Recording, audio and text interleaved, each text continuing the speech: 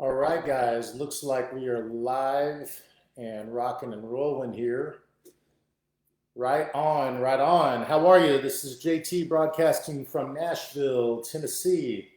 Um, we're in my Fender. I'm a big Fender fan. Certainly, Fender Telecaster is probably the best guitar ever made. Um, we can debate that later. We got other stuff to talk about today. So, right on. I see some people jumping on. This theme seems to be working. So, how are you? Good morning. Thank you very much for all the questions. Got a lot of questions to pour through today. So, I'm not going to bullshit around too much. I'm going to get right to it. And I'm going to hopefully hit every one of these. I want to make sure I'm bringing big value to you. And I'm liable to give you some homework, right? So, don't worry about it too much. If I kind of push stuff back on you and say, hey, here's the name of the book, go do this, that's only because I can't really explain it in the short amount of time we have today. So let's go ahead and jump in right here. Allison from strategicmarketing.com. This is her question. Allison's question is, how should I structure free consultants for maximum efficiency for both the potential client and for myself? I just had a call with a potential client that had the expectation of free consultation with me. Also means I would provide in-depth analysis of their social media accounts, free restructuring plan for their current marketing strategy. They desperately need help, but I decided on the spot they weren't the right fit unless they were willing to tell me more information about their businesses and goals. Unless analyzed their entire marketing plan first, provided advice. This is an isolated incident. It hasn't happened before. Maybe you suggest a more efficient way of providing free consultation so every potential client does not have the same expectations. Thank you for time and expertise. All right, well, listen, I know that it's really tempting to provide a bunch of free stuff on the front end. You want to pull people in and that they're going to reward you by giving you the contract or something. In my estimation, that is not the best use of your time as the expert. So I'm going to give you some experience sharing here. And I don't know if you guys are aware, but the company I used to have here in Nashville, Music City Tents and Events, we did weddings, we did concerts and stuff like that. Well, to really be good at setting up all of our weddings and kind of laying out, it was a selling tool. We would use CAD, which is an architecture design software. And we could put chairs, tables, stages, and stuff, into a 3D design, really show people what it would look like. And it was really cool, and it led to business, and all that was great. The only problem with that is to teach my people how to use CAD was expensive, took a long time. The software itself was expensive. And then we would do design and CAD work for people, and then they wouldn't use us, and we would be, ass out of luck, right? So I wonder, Allison, if it would be possible. One thing that we did was we attached an hourly charge to providing CAD drawings for people. And it was expensive. It was like $150 an hour because it was a professional service. So we would say, listen, here's the deal. We want your business. Let's talk about your needs for the event. We will do a CAD drawing and we'll put this proposal together and do all of this stuff. That costs money. And at the end of that, if you want to take our designs and our expertise and everything and go use somebody else, no problem. You pay us for our time and you can go use whoever you want to. Or if you use us, certainly we will fold that into your price.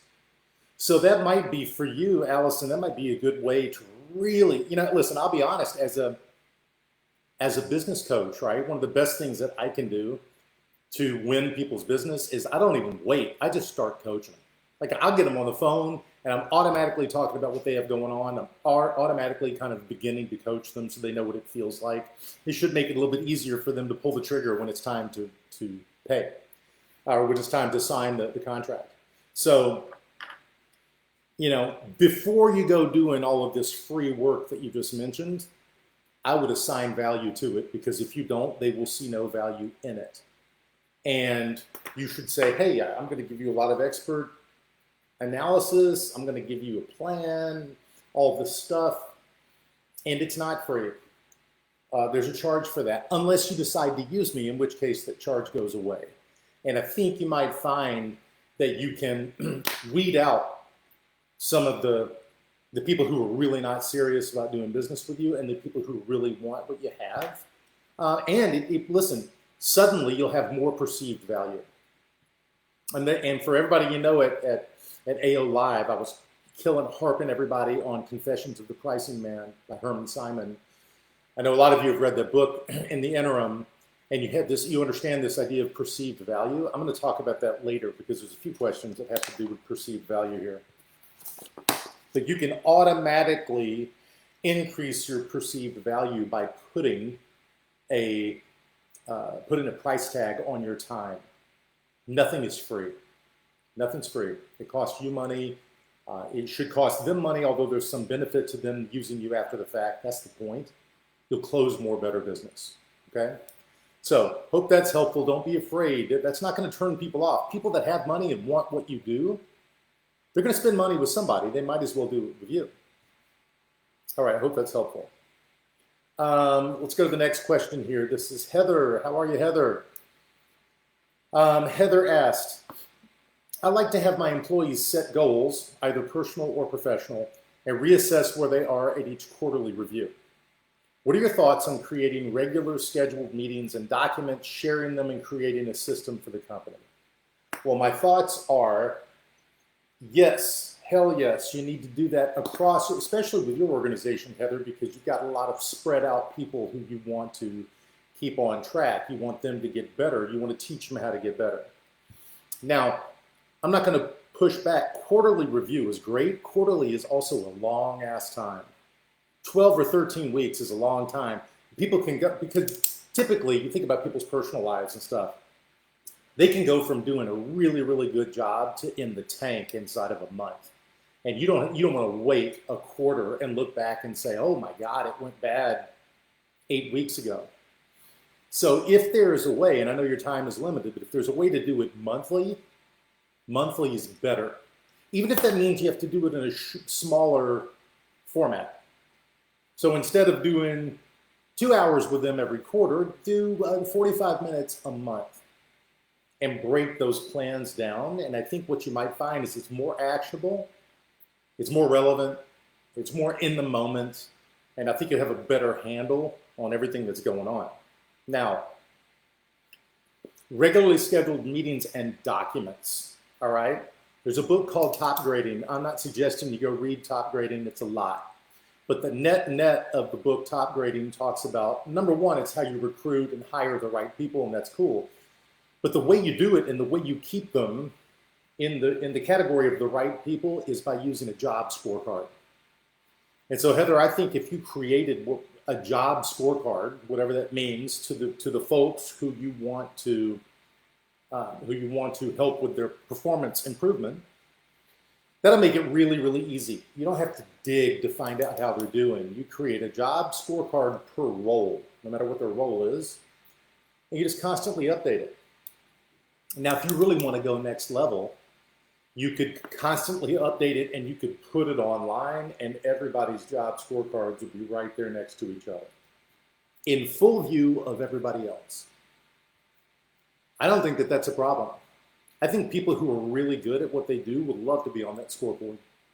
And people who are afraid that they're going to do a shitty job because they've never done a good one would hate to be on that scorecard. They wouldn't even take the job with you, right? And that's an automatic way to kind of push out the non-hackers. So that's next level. How about we get some job scorecards per role that you start to use monthly? I think is better than quarterly, but you got to do what you got to do. And then once everybody gets used to that, then maybe you put it into like a company dashboard or something where you can keep track on everybody else doing. You can create some competition, which is very cool. People love competition.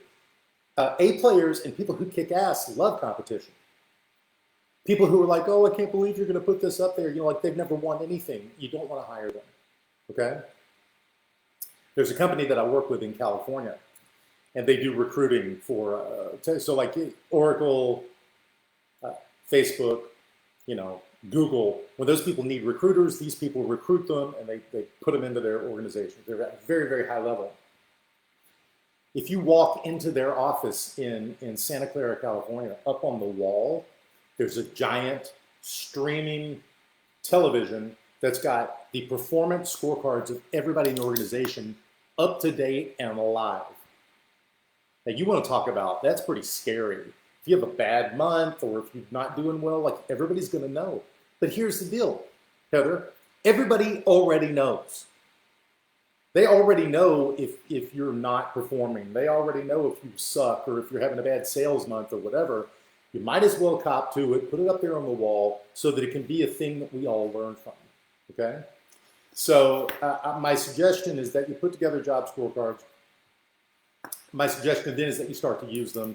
And as soon as you feel like you've got some A players who can live with the stress of it, I think maybe you should go ahead and put together some kind of a dashboard that lives and breathes that you can share with, hell, you could use it as a selling point. I would. Hey, not only do I have these great groomers rolling around here at Vans, but I even have a performance dashboard. These people are always, they know how they're doing. And by the way, Mr. Customer here, you can see, would you like to look, hey, the person who would be working with you is Joe. And let me show you Joe's dashboard. He's got the last 6 months, he is killing the game on every level, customer service, this, that, whatever. Why wouldn't you want to work with Joe? Right? That's pretty amazing. Now, it's also pretty transparent and hard to pull off. You got to have some really good employee productivity levels to be able to do it. So be it. Go get yourself some really amazing productivity levels. Okay? Great question. All right. Next question here, and I'm doing about 5 minutes per question, and I think that's going to work out here by the number of questions that I have. Ben asked the question, I'm at the point with my business where I cannot scale. It seems like I cannot go over either an amount of money per month or a number of projects per month. I had this when I had 5 employees. I also had it when I had 1 employee. I find it difficult to delegate tasks, but not in the way that I don't trust other people to do it, because I find it time consuming and I'd rather do it myself. Of course, this leads to frustration and some of the work doesn't get done in time. A problem that I see is being unfocused on 1 project at a time. My focus now is on 3 projects/businesses, and this might be the thing that keeps me at this level, 1 business and advertising agency where I deal with 15, 20 businesses per month. What's the best way to work to avoid being a one-man show, even if you have a team behind you? So Ben, this is a really good question, and I circled this thing right here, and I don't want to call you out, but you said, I find it time consuming and I'd rather do it myself, right? Yes, of course you'd rather do it yourself, Ben, because that's the easy thing to do. And you get to be the star of the show. I'm going to go out on a limb here a little bit and just say, and I'm not ragging on you, Ben, like I do it, everybody does it. We retreat to what we know how to do, okay? My question might be, your biggest and best use inside of your organization is to replace yourself so that you can work on your organization, not in it. And like when I work with customers, companies, we're setting up priorities, they've got critical numbers and things that they're going to achieve. Lots of times, this idea of replacing myself, teaching people how to own projects, and just reporting to me, and I'm not directly involved with any of the projects, that's a whole different set of work that's easy to ignore and that people don't want to do. And I'm telling you that that's the work that you should be most focused on so that you can have other people doing great work on your behalf. Why? Because you are the one who needs to be customer facing and selling. No way around it. I know Sean would back me up on this. Somebody has to go sell your services, and that somebody, at least for right now, is you. Nobody's going to be better than you. And now I know that it's in, I'll harken my former life. There was a time where all of the clients knew my face, they knew me, they wanted me on their project. Cool. It took a little bit of time for me to go and get somebody else on my team who was really good, and I would take them with me to the client consultation or to the job site or whatever and say, hey, Mr. Client ABC, I want you to meet, the guy's name was Grant. I want you to meet Grant. Grant is better than me in every possible metric. So I'm handing you to him. I'm always going to be available to you, Mr. Client. You can give me a call, no problem. But the fact is, I need to hand you to Grant so that I can grow my business, and I'm ignoring all this stuff over here working on projects. So I'll work closely with Grant, you work closely with Grant, and we'll get it done. Call me whenever you want. That took some time. It would have been easier just for me to handle stuff, but that would not have been the way to grow my business. And you have to be disciplined. You really have to make a choice there. But yeah, I'd rather do it myself, jumped off the page. I get it, man. It's nice to be wanted. You can retreat to what you know. I don't want you to be a one-man show. Or two choices. Either be a one-man show. That's a choice you can make, and you don't have to scale anything. Scaling up is a choice that you make. And it's a difficult choice to make because it's hard to do. So either be a one-man show and be really good, trade your time for money and trade it for a lot of money, okay? Or build your business with talented people, scale up, get out of delivering the product, and you be the one selling and marketing and training the other people. It's two different roads there, okay?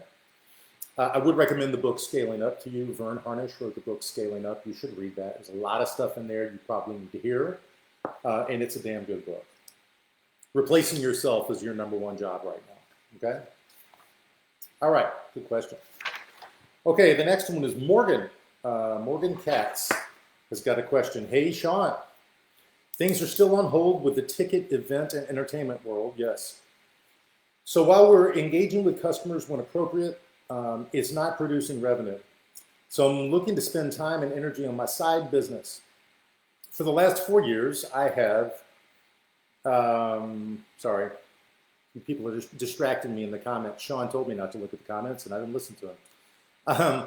I'm looking to spend time and energy on my side business. For the last 4 years, I've sold event supplies, custom plates, napkins, cups for specific events, various websites. I've got a friend who's offering me space in her trade marketing showroom if I can support the orders. I have no idea how to find reliable sources for inventory production, shipping details to the US, etc. Is Alibaba the way to go? Are there US-based companies that priced comparable? Lost on this aspect, as always, thank you. Great questions. Great questions, Morgan. Now, I'm going to give you a straight up experience share here because in my business here, it sounds like we have some similar business. I rented stuff, right? So I bought stuff to rent. Some of those things were some of the stuff you're talking about, specialty plates and whatever. And we would just resell those. And we didn't really make any money on those, but they were nice to have in the showroom. Alibaba is not a bad way to go. There's a reason why it's the most gigantic website on earth and probably always will be. Alibaba really works. We bought stuff off of Alibaba. It was a little bit scary, and yeah, I was relieved when it showed up, but it showed up. And the prices were damn near incredible. However, it did take a long time. There's a reason. You ever heard the phrase slow boat from China? Buddy, it takes a long time. You order that stuff and you expect to wait, or especially now, you never know what's going to go on in China. I would not order stuff from China. Now, Taiwan, the Philippines, Vietnam, South America, all day long. But China's going to be a little dicey for the next couple of years. I might steer away from that. Are there US-based companies that are price comparable? No, there are not.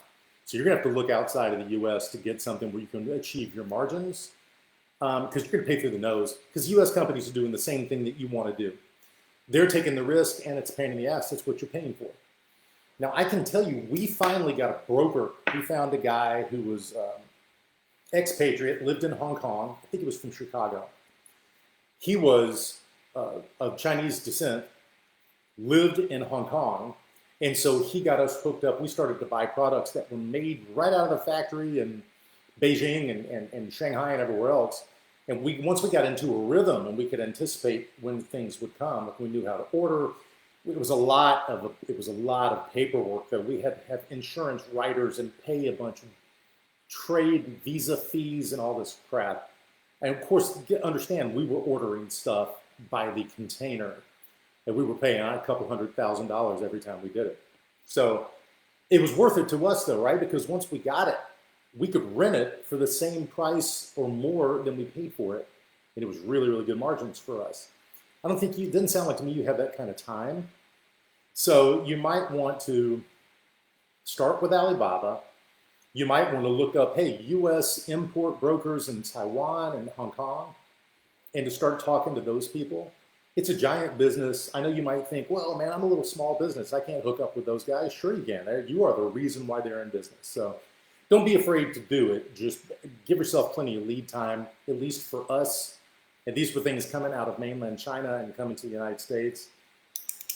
It was several months. We placed an order in March for stuff we wanted to receive in August, okay? And things would still get, in paper, wood, things made out of wood and paper take even longer because they get stuck at the border. They have to go through customs and they have to be quarantined and all this crap. So I would not go the China route. And this is not because I'm down on China or anything. I'm just saying it's a pain in the butt. And stuff coming in and out of China is going to cost more now. It's going to take forever. You probably want to find somewhere other than China to make your products. And the good news is there's tons of places across Southeast Asia that are not currently in a trade war with the United States. Right, so you should do it though. Good for you for kind of figuring out a way to pivot. But here's the other thing I'll throw out there, Morgan. If you can get the relationship up and running and you can get good margins on importing stuff, what you might find, Morgan, is that you are now an importer. And you don't even care about having space in your friend's trade market showroom. You might have your own space online and just import stuff for other people because you've done the hard work to figure it out. That's the point. So I would recommend that you go do it. Alibaba is a good place to start as well. Okay. Shelly Merrill asked a question. She said, currently having trouble with keeping up of all the tasks I need to get done. I'd like to hear the various mentors talk about time and task management secrets. All right, well, I've got it. This will blow your mind. This is rocket science. Every Sunday, I pull up this Google Sheet. And on that Google Sheet is my list of all of my active clients, also people who I want to be clients, right? If I need to reach out and do something, like I've got a list and I have a sheet week over week over week. And on Sundays, I fill it out, all the stuff I have to do that week. So no matter what, this is not including the stuff that pops up, I'm gonna make sure that I get this stuff done. And I go on and I start checking them off.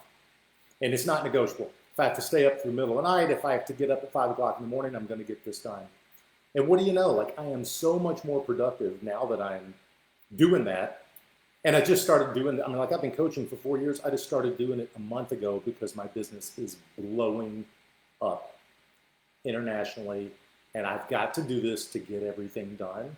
And for right now, it's working like a charm. So don't go. You don't need Jira and you don't need Align or a bunch of softwares to help you with task management. Just get a Google Sheet. I know you are. I know you're super organized. If you do it on Sunday, non-negotiable. I'm gonna get this stuff done all over the course of this week. You will get a heck of a lot more done. Maybe not everything. Although I would. You know what? Here, let's do this. I'm gonna go off on a little tangent here. Shelly, sit down, write out all your biggest tasks for the entire week. Cool. And then before you go doing them, ask yourself, which of these tasks can I automate?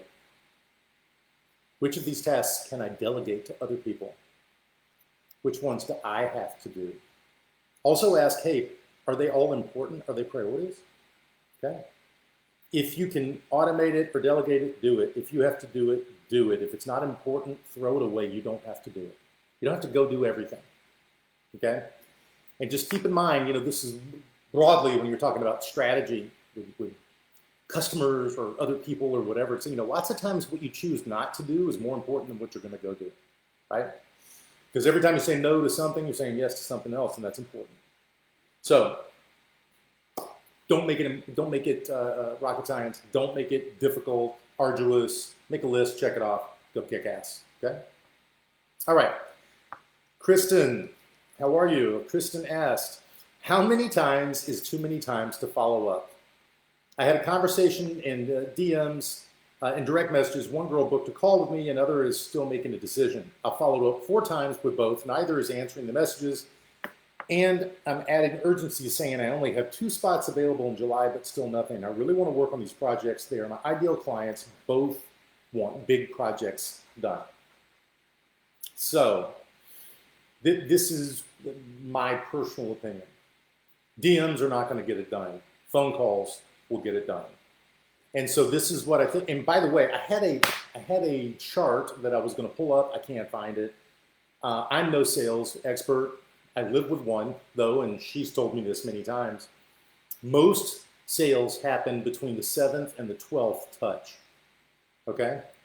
And so the idea behind it, if you look at that slide and that graphic, is, hey, are you willing to do the 5th, 6th, 7th touch? And do it in such a way that you can really reach out and you can get a hold of people and you can let them know that you want to do business and that you're serious about it. So I followed up 4 times with those, neither is answering the messages. I would call them so they can hear your voice. Hey, prospect, hey, this is Kristen.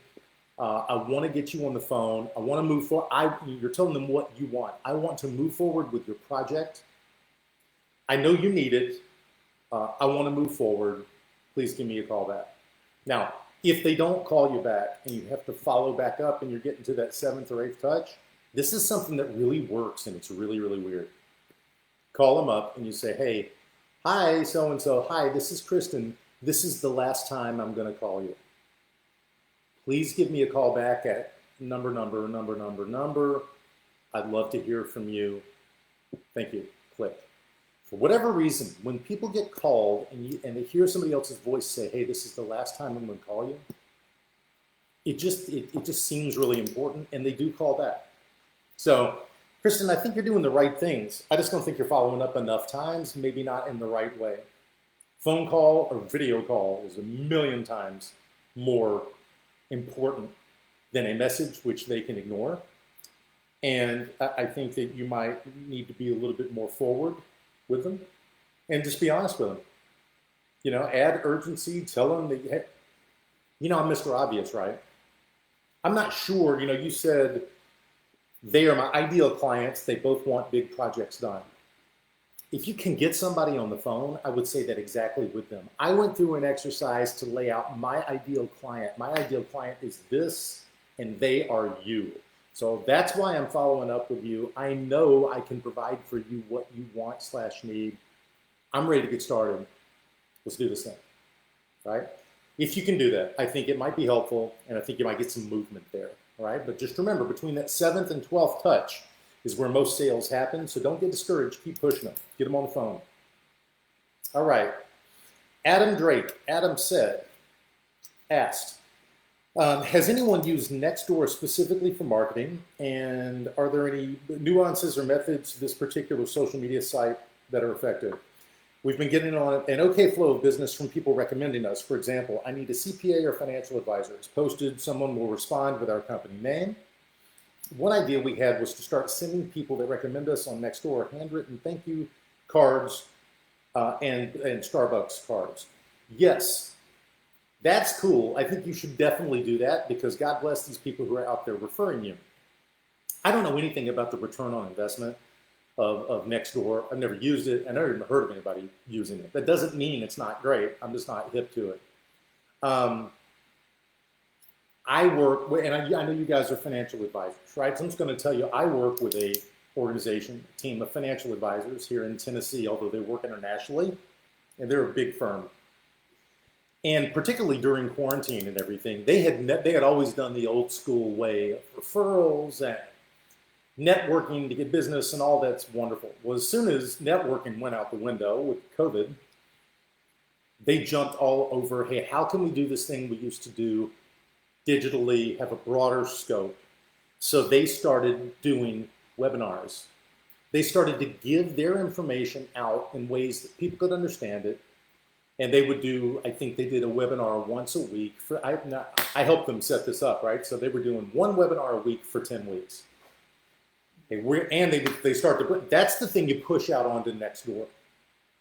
Hey, if you have questions during these uncertain times, if you need a financial advisor or you think you might be able to do better, Adam or Highland Investment Advisors is doing a free webinar. All you have to do is log on. You don't have to say anything. We're going to be giving great tips, tricks. We're going to be giving great insights. And at the end of it, all we really ask is if you got any value and really liked it, if you'll give us your contact info, we'd love to reach out with some further stuff. And I got to tell you, these guys did once a week. And I think their typical cadence before that is they would receive like 5 to 10 righteous, good inbound leads for them per month. And now you got to understand these are high net worth individuals. Like they're talking, you know, they don't do a lot of small investing. They do big investing. Fine. That number went up 5x when they started doing these webinars. And they started converting like this. They have giant uptick. I feel like you probably could do the same thing, should do the same thing. Throw those webinars out there. Number one, you're sharpening the saw. You and your team of financial advisors, if you have to prepare and do a webinar, you're going to get better at what you do. There's no way around it. You know, what's the old adage? When you teach, you learn twice. Right? You got to learn something, and then you impart it to other people, and you learn twice as you do it. I'm not saying you guys don't know what you're doing. I'm saying you'll get better at what you do if you're going to go out and publicly kind of present it. And here's another cool thing, though. If you get these webinars kind of set up, Highland Investment Advisors are going to do these webinars. And then you go to who? Banks you partner with, lawyers, people who have a bunch of clients who you want to work with and say, hey, why don't you jump on this webinar with us? People love that. Hey, Mr. Lawyer, can you be on this webinar and talk about, we're going to talk about this subject. I just want you to chime in, answer questions, town hall, question and answer stuff. It's an automatic free marketing thing which you've now set up for them, and they will drive their clients to it because they want their clients to see them being an expert on some panel. This cyclical kind of cross marketing thing. So that, and it doesn't cost a lot, it just costs some time. And let's be honest, it's fun to do. Hell, I just did yesterday, I spent half the day preparing and shooting a video that's going to be part of a webinar next week for, I don't know, 1,000 people. And they're going to present the video and I'll be on the chat, like answering questions. So that'll be cool. You can do the same thing, right? So suggest you do that. It's a good way to get things moving. Thank you for the question. All right, let's go to Mr. Law Jackson. Law says, hey, it's me again. I have a different question from the usual business-related matters. This is a good one too, by the way. I work from home like most people these days. I have 2 children to look after. One's 9, the other is 7. Each stage of the parenting is a little bit different, and I wonder what some of you working parents do to occupy your little ones while you attend to work. We've kind of blown through a lot of the educational series out there, Wild Crap, Magic School Bus, Sid the Science Kid. And we found some great science channels. So I'm not a big fan of nonstop screen time. I've been thinking a lot about bringing in a tutor or a babysitter, but it's been hard to pull the trigger on that one. Any ideas for wholesome, enriching, possibly Christian-based, I like that, home-based activities for 7 and 9-year-old that diverts them from endless screen time?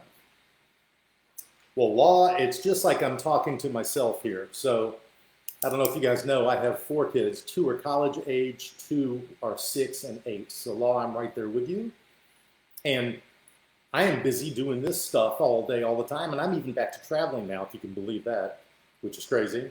And my wife has got a fintech, she has a financial product that she is the co-founder of and the chief revenue officer, and it's blowing up. So she's crazy busy too. So I feel you, man. There's not enough time in the day to do all this stuff. And we just got the word, at least here in Nashville, Tennessee, the kids are not going back to school, at least until after Labor Day. So the first month will be all virtual. I do not get the feeling they're going back at all this year. I really don't. So we're right there with you. We're solving this problem right now. 2 things. You mentioned Christian-based home activities. I don't know if you've ever heard of this, but there's a series of videos and stuff called Veggie Tales. It's so cute. Like, it's a bunch of vegetables, and they do like Christian-based, but it's really funny cartoons. I know you said that you're not a fan of screen time. I get it. But if you got to park your kids in front of something, Veggie Tales, you cannot hardly go wrong. It doesn't hurt that one of my really, really good friends is the creator of Veggie Tales. And if you've ever seen Veggie Tales, he's the cucumber. Larry, he's the voice of Larry. And it's pretty funny because I get him to call my kids sometimes and do the Larry voice, and that they love it. But I digress. Here's something else that we're doing here in our neighborhood. So we live in our neighborhood, and there's a bunch of kids and a bunch of people, people who work, and they don't know what to do.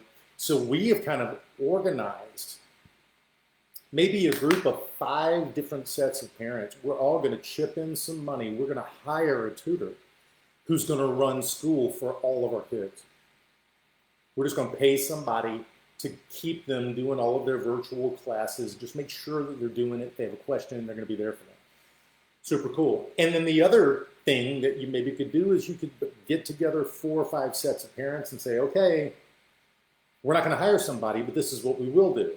I got Mondays. Bring all the kids to my house. I'll set them all up. I'll run the curriculum. Law has Tuesdays. Somebody, either Law or his wife or whoever, will run that day. And then another set of parents will run the next day.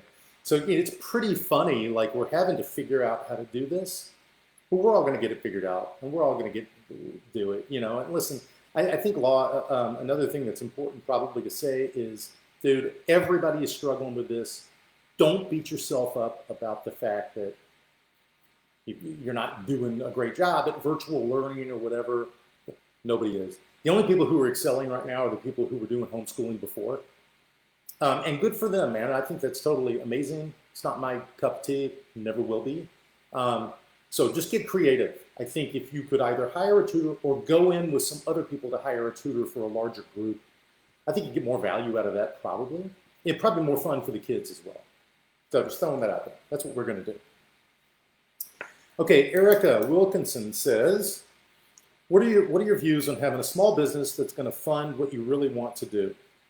Her description is she's got a cleaning company. This isn't something she wants to do forever. She wants to get a real estate license, buy investment properties that her cleaning property management company manages. She wants to open real estate offices in large areas, Las Vegas, Miami, Nashville. I'm going to give you an example here. Number one, great. Get that cleaning business really profitable so it can fund everything else. So you probably need a plan for the cleaning business. How much revenue you're going to do? How profitable do you need to be this year so that you can make a plan so that you, Erica, don't have to run it. You can hire a manager to run it, and then you can turn and go start building out the other parts of the business. You're not going to be able to do it until you're profitable, right? And so it might be, Erica, that you need to put together a plan for the cleaning business, put together a time, and the way you can do it is say by March of 2021, I want to be working on my real estate license.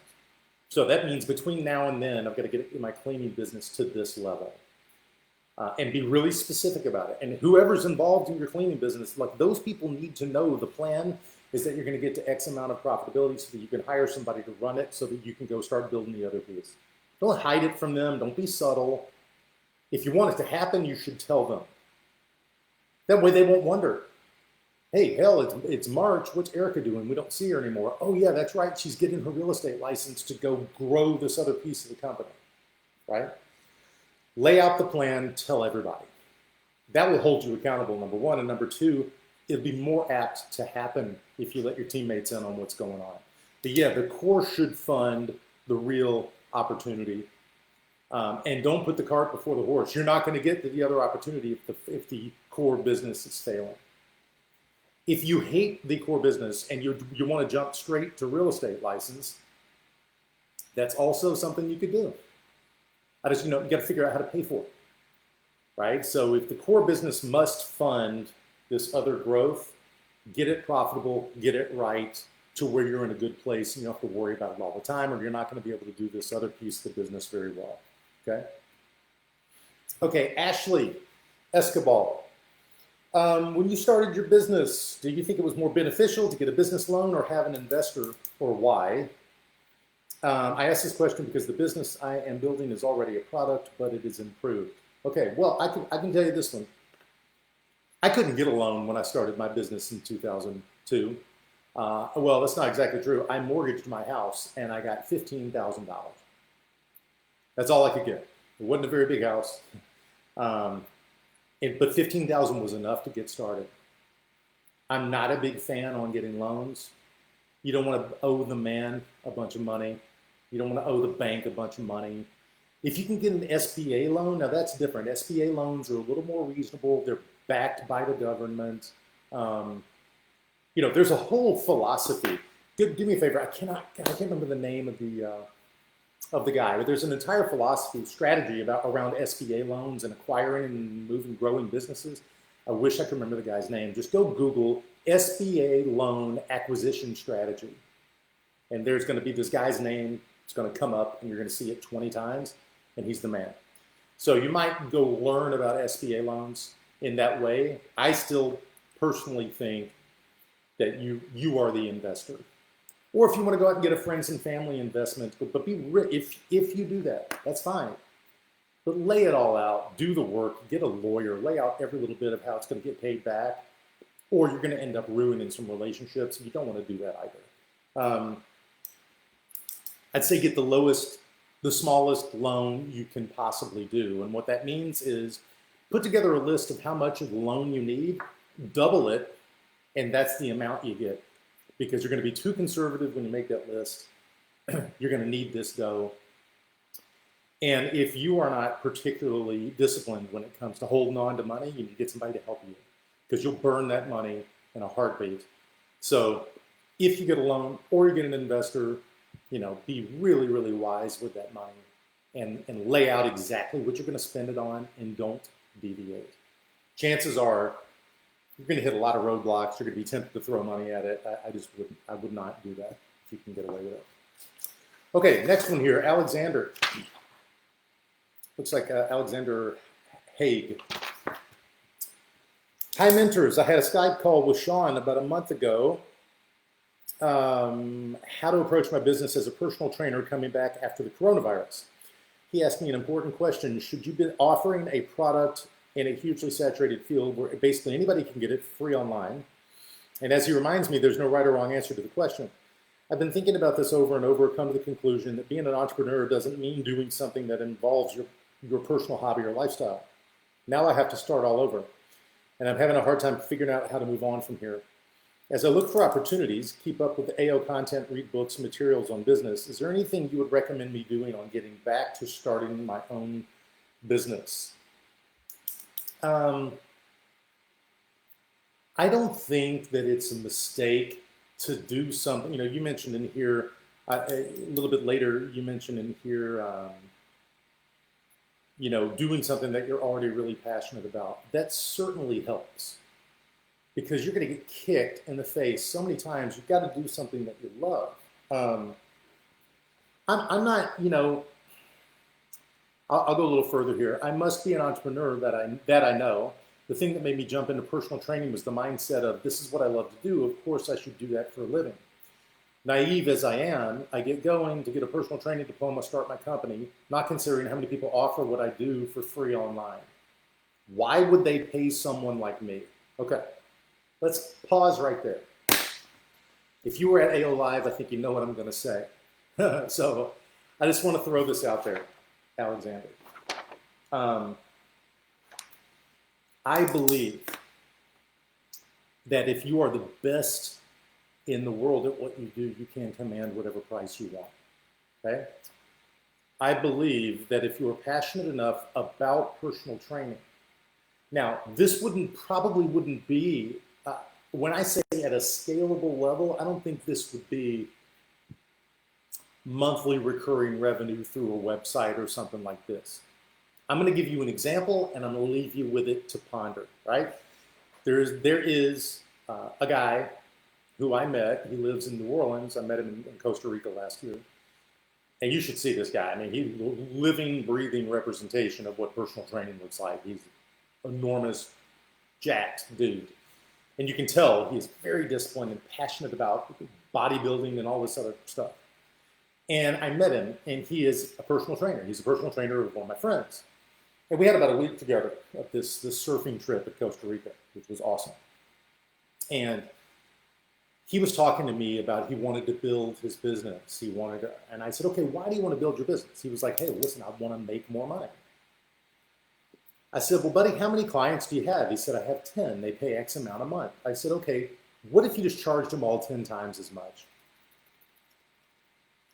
And he said, well, what do you mean? I said, what if you charge them 10 times as much? What do you think would happen? He said, well, some of them just couldn't pay that. I said, what about a couple of other ones? Could they pay it? He said, yeah, they have a lot of money. They could pay it if they saw the value. I said, well, what would you have to do to make it worth 10 times as much to them? He said, wow, I would probably go to their house literally and wake them up out of bed to make them come to this. Like I would go pick them up, get them out of bed, drag them to the gym, kick their ass, stop at the smoothie shop with them, get them to eat the right stuff, and take them home, make them take a nap, like full on take over their training life.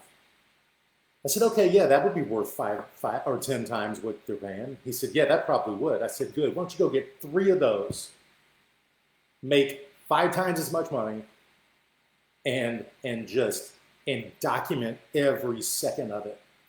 Take pictures of them, like before and after, blur out their face or whatever. Show what you can do when you really do this for people. I said, I can guarantee you, I know people that have a ton of money and they pay for stuff like that if you can prove you can get it done. So he went and did it.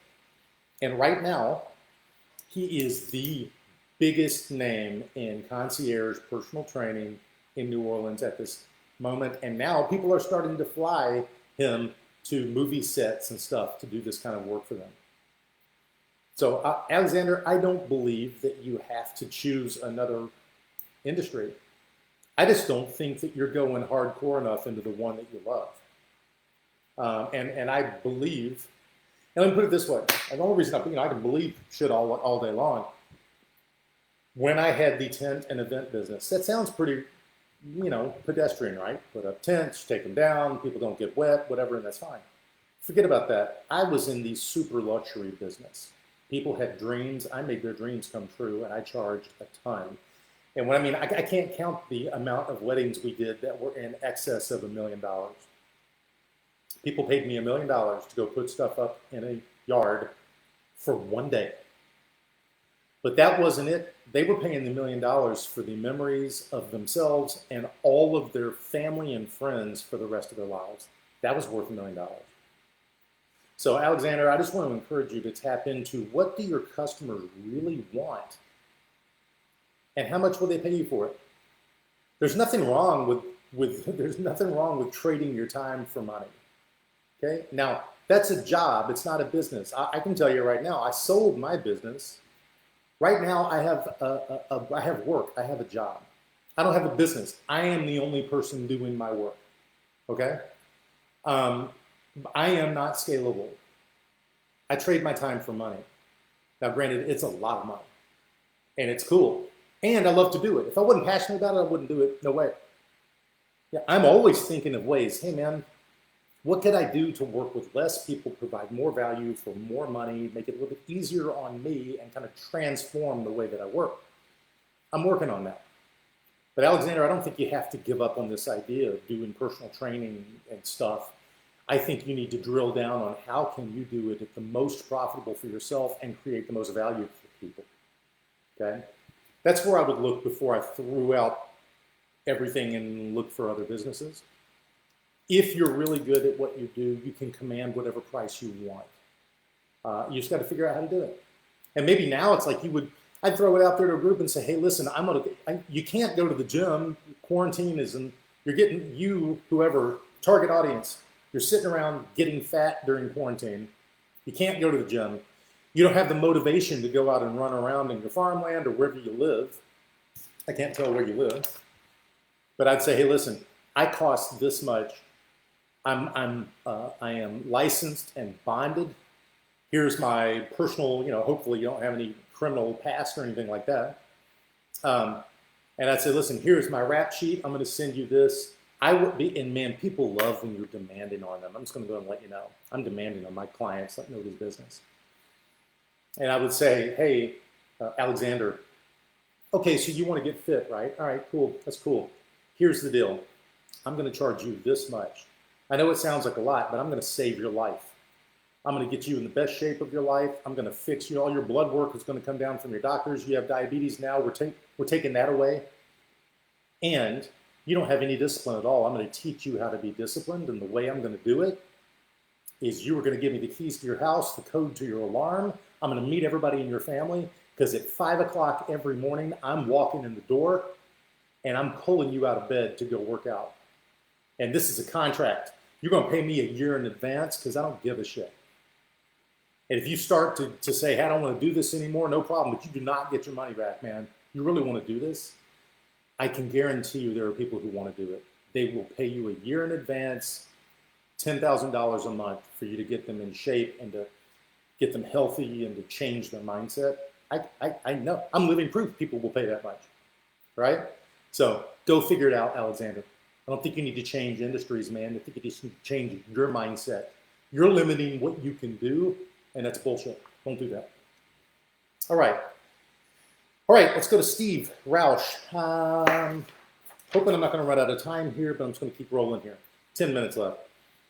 Steve asked, how can I teach myself to adjust from a freelance mindset to more of a consistent business leader mindset? I'm going to combine your question with Allison's, the next question, which is, do you have any resources or recommendations on how to delegate and be a better leader? This kind of goes back to the one that we just talked about. There's nothing wrong with being a freelancer. Some people love it, man. It's cool. You got a lot of flexibility. Now you have to go out. You never know where the next job's going to come from, but as long as you're wise with your money, who cares? You can do whatever you want. If you want to be a more consistent business leader, it drops down to the next question. You're going to have to delegate the stuff you don't want to do to somebody else so that you can do your biggest and best use of your time and your money. Okay? If you're great at sales and marketing, you should have other people like delivering the product, and you're out there hammering sales and marketing, customer facing, learning what they want, pricing things properly, right? So that's a choice you make. You have to go, okay, I'm not going to be a freelancer. I'm going to build an actual by God business. You need to have a plan for that business, and you need to build what you're going to go do around the plan. And to Allison's question here below that, you're going to have to delegate to be able to do it. Remember what I said to Shelly earlier? I've got 20 things I need to go do. Can I delegate? Can I automate? If not, can I afford to outsource it? The last resort is you hire a human being, or can I forget about it, right? There's a book called Procrastinate on Purpose by Rory Vaden. You might, Allison particularly, delegating, being a better leader, procrastinate on purpose. You probably should read that book because it is it's kind of a how-to. Take things that you feel like are important and kind of distill them down to the things that you have to do or maybe somebody else can do. Okay? All right. Adam with coolingtechnicians.com. I'm looking for advice on how to transition my business calls into answering service that can do my scheduling. It's not that I have a lot of calls, but the ones that are coming are falling through the cracks, not getting taken care of. I use Verizon for my cell phones. I have a girl that works on commission that handles my scheduling. She works a full-time job and she's not able to take care of the phone. Yeah, that's not going to work. Sean will tell you this as well. Virtual assistants. Okay, if you did maybe a year ago, 2 years ago, 5 years ago, no, that'll never work. My customers don't want it. No way in the world. My wife right now has got virtual assistants in the Philippines who answer the phone for her. It sounds like they're sitting in an office right next to her. They speak English better than you and I do. There's no way around it. They're $6 an hour, and they're worth their weight in gold. You give them access to your scheduling calendar. You give them scripts on what they need to say when they answer the phone, and they will never miss stuff. And the cool part is if you get, and I don't have the name of them right in front of me, but there's 1,000 of them. Philippine virtual assistants, click, and you'll get 30 of them. The cool part about engaging with a company like that is if you get an assistant you start working with, and for whatever reason it doesn't work out, or they drop a couple of calls, you can easily switch them in. But it seems complicated. It's not. It's really not. These people make it so easy, and you can be very demanding, get exactly what you want, and you should just pay the money. And I know Sean's a big fan of virtual assistants. My wife is too. You should be as well. You should not be answering your own phone. Let them do it for you. They'll do it at a super high level. Definitely don't pay an American person who lives down the street to do it, who already has a job, because they don't care about your And if somebody else, you're going to pay them too much to do it. Virtual assistant all day long, okay? Rosalie, I wish you were right here in person so I could answer this for you, Rosalie. Hey, Sean, is it reasonable deciding not to work with a prospect based on gut instinct? If so, what's the best way to decline their business? Well, my question would be, what is your gut telling you? Like, why do they seem like they are not a great prospect? You know, find that out. And if so, what is the best way to decline their business? Rosalie, you know me, I would just tell them. Straight up. Hey, Rosalie, I don't want to do business with you because I get the feeling that you will not pay me. Oh my God, and that person might be offended. And then they might also say, why do you get that feeling? Say, well, I don't know, you've already been talking to me about I'm priced too high, and you're already talking about price. We're not even working together yet. And then there may be a reason. They might go, well, the last person, and likely then, Rosalie, they'll go, listen, the last person that I worked with, they screwed me over and I lost a bunch of money and I'm kind of gun shy right now, okay? And if you, Rosalie, that might change the way you feel about it. And you might go, well, listen, I get it. I'm sorry you had that. Let me tell you the way that I work. Not only do you pay me and I have these deliverables, but if you're not happy at the end, you pay a lower amount or whatever. But one thing I don't want to do is have like a distrust between us. I mean, like, you should have that conversation. So when you say, hey, what's the best way to decline their business? I would tell them exactly what your gut's telling you, because you might be able to get over it.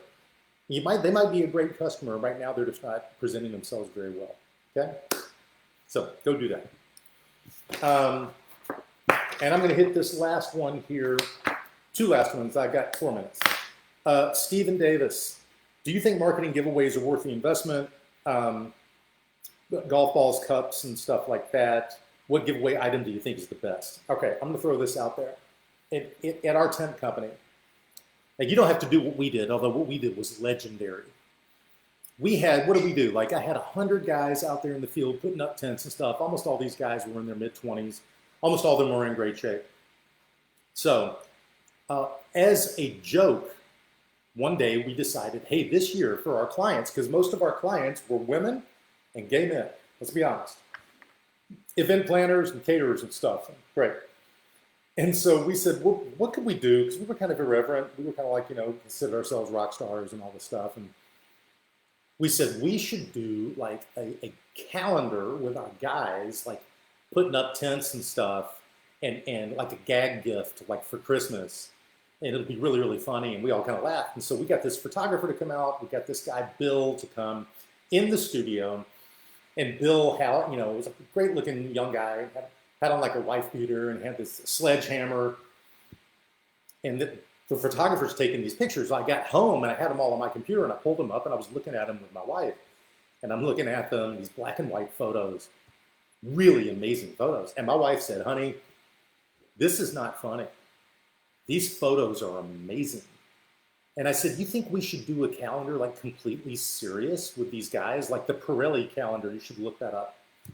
She said, yeah, I think you should. So we put out a calendar, the men of Music City Tents, with all of our guys, like, some guys were shirtless, some guys were like wearing their uniforms, some do stuff.